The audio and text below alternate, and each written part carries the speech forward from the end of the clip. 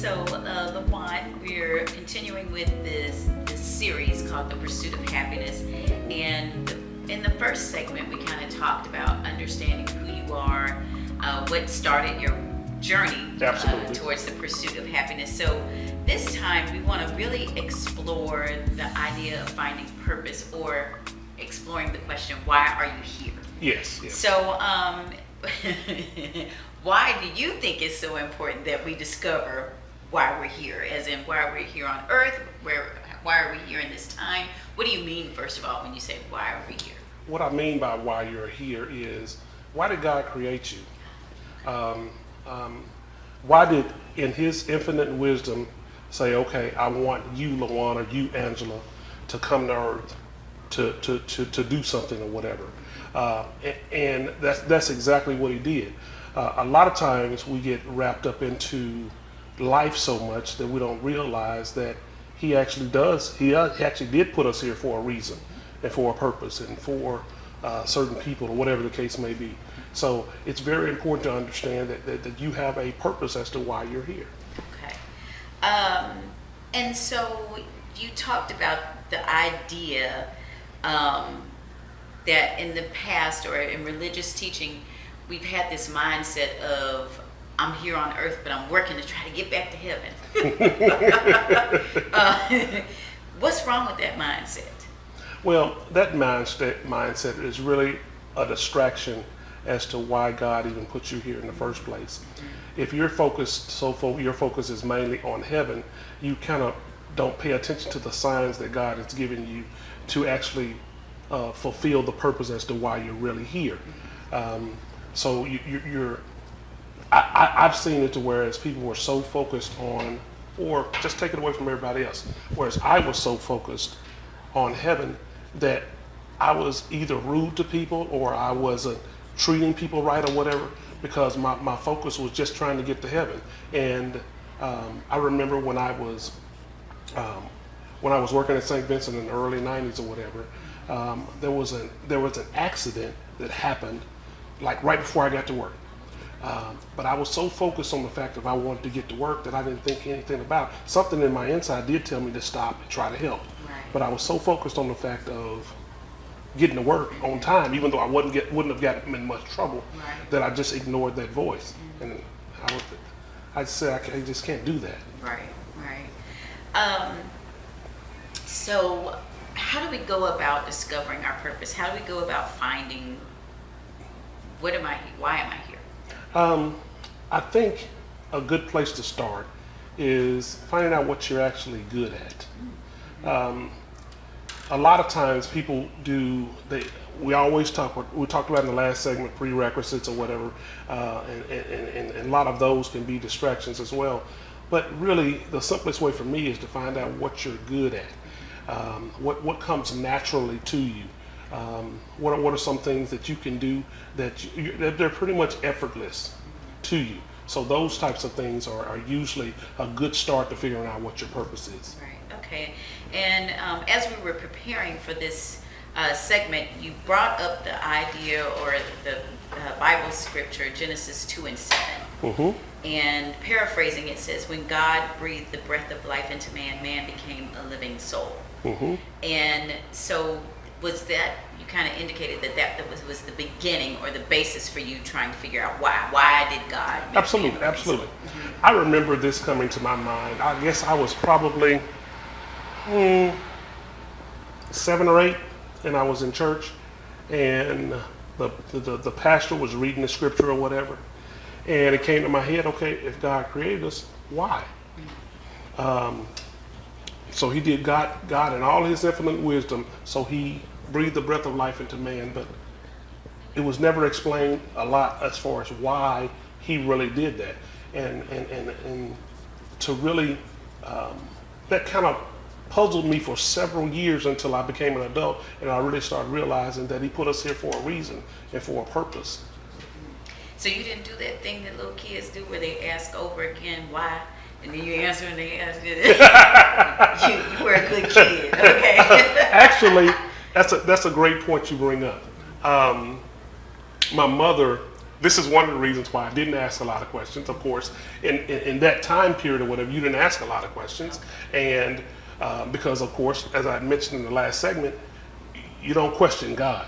And, of course, you don't question your parents in my household or whatever. I remember a time when I asked my mom, she said, how come you don't want to go to church? Because we were just going to church all the time. I was like, oh, I don't want to go. Do I have to go? Because I wanted to watch a football game or whatever. She said, I said, because it's not fun. She said, church ain't supposed to be fun. I said, wow. Oh, okay. So let's go to church. I guess if it ain't supposed to be fun, let's go to church. Yeah. Oh my gosh. You talked a little bit. Oh, that's funny. Okay, so you talked a little bit about if you want to find out your purpose, then think about what you're good at. So you're saying if you want to find out what your purpose is, find out what your gift or talent is. Mm-hmm. How do you lend that into ministry? How do you translate that into ministry? I think about, I guess I think about your purpose a little different than how I was raised. How I was raised, everything with my purpose was associated with church. It was to become a pastor, become a preacher, become part of the deacon board or an usher, which I ran to a lot of folks that were not ushers, but anyway, or were not supposed to be ushers because they were mean. But those were the only things that I saw. So I guess in a way, I replaced purpose and gifts with an occupation and that helped me to understand it a little bit better. You could be a first responder. You could be a teacher.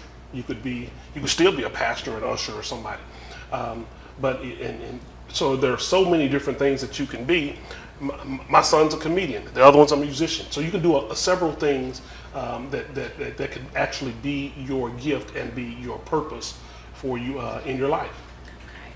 Okay. So if I came to you and I'm a new Christian or I've just started following you all at Center of Ministry, and if I come to you and I say, okay, so LaJuan, I've got this job, but I'm doing this because I need to make money. But how do I discover what my gift or my purpose is? What's the advice that you would give me? I would say you would have to start with what you're good at. But in that, it doesn't mean for you to quit what you're doing because everybody has to pay their bills or whatever. But you have to start at what you're good at. My problem was I'd never been taught or I never learned how to stay in my purpose long enough or work my purpose long enough for it to be what God calls your gift making room for you. Because money was always the objective. It wasn't to fulfill any purpose or what you're doing, what you love to do or anything like that. Money was always my focus. But I've learned that if I learn to work my purpose, work my gift long enough, that particular gift will make room for me, whether it's financially, socially, or whatever. Right. Okay, so what you're talking about there is intrinsic value versus monetary value. Correct. Okay, so that's easy to hear when you are an adult of a certain age like we are. But explain that, break that down so that a 20-something can hear this. Somebody who, okay, so I know my gift is this. Mm-hmm. How can I marry my need to make money, mm-hmm. the monetary value? How can I marry that with the idea that I need to do that in a way that also makes me happy? How do I marry this idea of the monetary value and the intrinsic value? And how does that look in my life as a young person? As a young person these days, you're thrown so many different challenges, and society and social media and all that always throws so many different obstacles and viewpoints or whatever. So what I would tell somebody that's young, you have to find something that makes you happy. Initially, it probably will very seldom be something that's going to pay all of your bills. But you have to live a balanced lifestyle. You may have to work at Taco Bell, you may have to work at whatever for a while, but in your spare time, you need to do what you love to do. So you try to hone in on your craft, whatever that craft may be, whether it's going to school or whether it's studying new languages, whatever the case is, you need to learn how to hone in that craft. A lot of times what I had done is I would say, okay, I'm good at this. But money and bills and family and all that kind of stuff, the reality gets in the way. So this purpose stuff is going to the side because I ain't got time for that. I get money, bills, kids, and all this other stuff. So it's real important for you to never let go of your gift, but continue to work on that gift throughout your life. Right. Okay, so you talk about challenges. And some of the challenges in finding your purpose. So one of those things could be the fact that we need money to Absolutely. Okay, so what are some of the other challenges that we face when we're trying to find our purpose or to walk in our purpose? The other challenges, I'll call them pretty much like distractions, such as we look at sin, look at heaven and hell, and then we look at the devil. Even though all of those may play factors in your life, they tend to be a distraction because they don't really benefit your purpose. They keep you focused on all those things, but it doesn't help you fulfill your purpose because you're so focused on, I don't want to sin, I want to make it to heaven, get away from me, devil. But none of those take you to where you need to be. A lot of where I learned this, and I guess in the last 4 or 5 years, is I really started studying the life of Jesus a lot more. Because in the life of Jesus, what happened, I've always been taught that Jesus lived a sin-free life. I'm not disputing that at all. Okay. But what I am saying is, Jesus was not really concerned about sin throughout his life, because if he did, he would not have talked to the woman at the well. He wouldn't have healed anybody on the Sabbath. He wouldn't have been fellowshipping with sinners or whatever. Because when you look at sin in that time or whatever, it was for you to do whatever was customary. Right. And Jesus was not trying to do what was customary. They would always challenge him and ask him. He would always go back to the same phrase of, I'm doing the will of my Father. Right.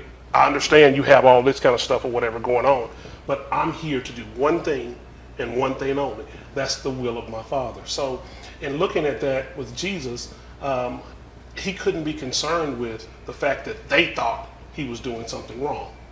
His goal was to fulfill the will of his Father. And I believe that's what our goal should be, is to fulfill the will of our Father. The Bible talks about you'll know a tree by the fruit it bears. A lot of times we live in a very judgmental society or whatever, but you have a lot of people that will judge someone, but their fruit are really good, and their fruit is not doing anything at all. But they'll try to say, well, they didn't do this or they didn't do that or whatever the case was. God created you to bear fruit within your gift. Those are some things that we just need to continue to focus on.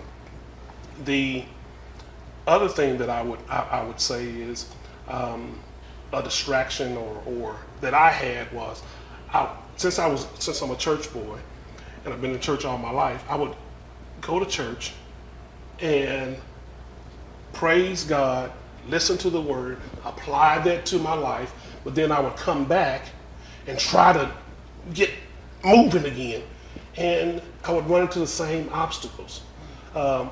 Whereas I wasn't getting the results I thought I should get according to what the pastor or the preacher told me. So I guess the easiest way for me to say it is, in a scenario, would be, because I like cars, I make scenarios with cars, so I hope everybody can understand. One of the best cars in the world for me that I would love is a Mercedes S550. The car is excellent. I mean, seats are reclined, they're heated, it rides really nice, it does great. But how good is that car if you put it in the middle of the woods? Okay. That car is really not any good to you at all. Right. It would be better for you to have a 4x4 in the woods. So I found out that that's what I was doing. I was taking my S550 and I was trying to get out of the woods, and I was never getting out of the woods. So I had to learn how to take that S550 and put it back on the highway where it performs better. Right. So you were using your gift in the wrong setting or the wrong context? Yes, Okay. yes. I was definitely using it in the wrong setting, in the wrong context. And how was I doing that? I was doing that by trying to force the issue. Okay. No matter what was going on, I was trying to make things work that just don't work. Make things go together that just don't go together. I think about a funny time when my oldest son Patrick was growing up, and I think he was around the time he was getting his first apartment. And he was trying to put something together or whatever, but he didn't have all the right tools. So he was trying to screw something in, but all he had was a hammer. So what he was doing was he was trying to put it in there or whatever. And a lot of times in our life, we're trying to do things, but we have the wrong tools, or we don't have the equipment to even fulfill or accomplish that particular task because we're not built that way. And we have to understand exactly how we're built, which is connected to your purpose. Right. So there's something that you said that I wanted you to go back to. So can you give us for instance, Okay. Can you give us an example of a time when you had your Mercedes in the woods trying to use it as a 4x4? Give us an example of that in practical terms. In practical terms, let's just say, ministry-wise, in 2009, God took somebody very special from me. It's hard to talk about it, but it's my niece Victoria. And from that moment, of several years later, me and God didn't have a relationship at all because he was wrong for that. But in that same moment, that's when he called me to pastor. And I told him, I said, you out your mind. You got the wrong guy. You got the wrong number. Don't call me no more because I'm done. So in that time period, for about 5 years, we kind of went back and forth. So I had got to the point to whereas I said, no, I don't want to do it. I don't want to do this thing you call pastoring. I said, because I want to see somebody, I want to see something different. I want to see people moving forward socially and economically, similar to what happened in the civil rights movement, where we're moving forward and not staying the same place all the time. So about the 50th year, around 2015, I said, I'm not going to duplicate the status quo. I'm just not going to do it. And God told me, he said, I never asked you to do that. If you would just listen to me, I never asked you to do that. I asked you to do what I called you to do. So my ministry is, of course, like a non-traditional ministry. I was thinking about having a ministry where it's like everybody else. It would be very easy for me to have a ministry. My son is an excellent musician. My entire family sings. I could have a ministry like everybody else anytime I got ready. But that's wasn't what he called me to do. So in that, looking at that as far as my Mercedes was in the woods because I was trying to put it in traditional pastor, traditional Christian, traditional all this, and he wasn't calling me to do that. He was calling me to do something the way he told me to do it, similar to what we're doing right now. Right. And I know Victoria's passing had a huge impact on her family, her Yes. immediate family, her friends, one of whom was my daughter, myself.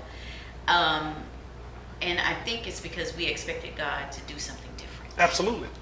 But it caused a ripple effect. And you experienced, and I think there are other people who did too, really what I call a spiritual crisis. Absolutely.